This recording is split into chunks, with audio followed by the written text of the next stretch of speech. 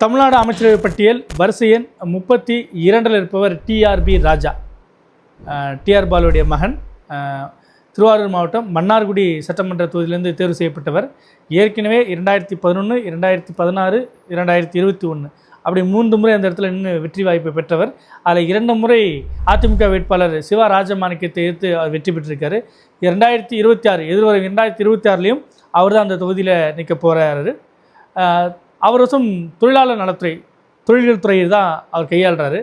உண்மையிலே கடந்த 4 ஆண்டுகளில் எந்த அமைச்சருடைய பெயர் அதிகமாக இடம்பெற்றிருக்கு, யார் அதிகப்படியான செய்திகளில் நாள்தோறும் அடிபட்டுருக்காங்க, முதலமைச்சர் மு க ஸ்டாலினுக்கும் துணை முதலமைச்சர் உதயநிதி ஸ்டாலினுக்கும் யார் ரொம்ப நெருக்கமாக இருக்கிறாங்க அப்படின்ற மாதிரி ஒரு பட்டியல் எடுத்தோம்னா அதில் ஒரு 3-4 பேர் தான் தேர்வாங்க. அதில் முக்கியமானவர் டிஆர்பி ராஜா.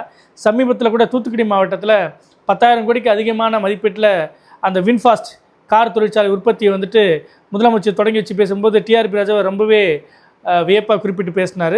அதே போல் தோல் பொருட்கள் அல்லாத காலனிக்காக ராணிப்பேட்டை மாவட்டத்தில் சில தொழிற்சாலைகள், தென் மாவட்டங்களில் சில தொழிற்சாலைகள், கொங்கு மண்டலத்துக்குன்னு அதற்கேற்ற ஒரு தொழிற்சாலைகள்ன்ட்டு அந்தந்த பகுதிகளுக்கேற்ற ஆலைகளை கொண்டு வரதில் மிகுந்த முனைப்பு காட்டி வர்றார் டிஆர்பி ராஜா.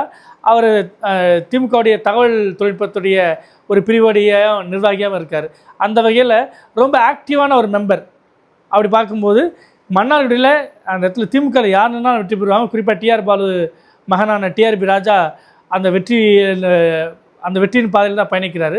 ஸோ அமைச்சர்கள் வெற்றி, தோல்வி, இழுபறி அப்படின்ற கேட்டகரி நம்ம பிரிக்கும்போது இதில் மன்னார்குடி தொகுதியில் டிஆர்பி ராஜா வெற்றியில் போய் ஐக்கியமாகிறார்.